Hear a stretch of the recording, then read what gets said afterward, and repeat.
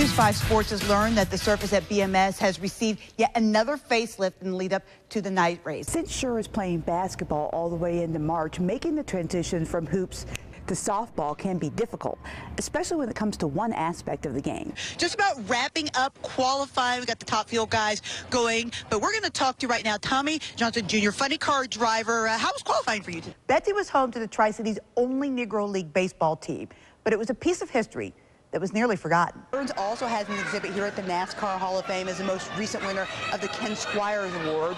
And his family says they're just overwhelmed with the outpouring they've received since his death. We're at a racetrack. We're talking football.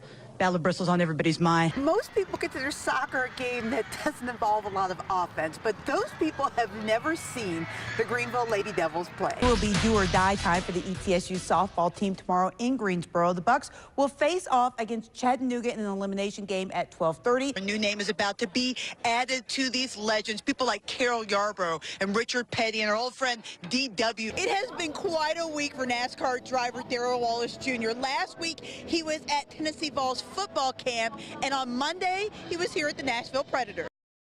For the Knoxville Holstons, leading off, Augie, at the dish. Nice. It's the history of America's pastime, live and in living color. So we're part of the Tennessee Association of Vintage Baseball. There's 11 teams across the state that play by the rules of 1864. The Holstons and the Machinists first played in Knoxville 149 years ago. They brought their rivalry to Piney Flats to help show how much the game has changed. In the 1864 game, it was a very offense-driven game.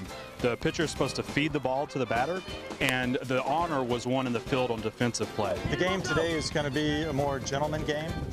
You'll see a lot more politeness, I think, on the field. People congratulating each other on good plays, good hits, well struck. Two hands down. Every detail is as it was in the 1860s. In the vintage bat, the only rule in the rule book for 1864 is that the bat couldn't exceed 2 1/4 inches in diameter. So the bat can be any length, any shape. It's going to look like the modern game of baseball, but there's a few wrinkles back to the 1864 rule book. First, it's barehanded, so we don't have gloves. And the second big rule is that we can catch the ball on the mound for an out. Bringing to life the evolution of the sport. So we hope they really get a sense that they're back in 1864 and seeing the national pastime in its infancy and how it was meant to be played. And showing just how far the game of baseball has come. Getting the facts right in Piney Flats. Heather Williams, News 5 WCYB.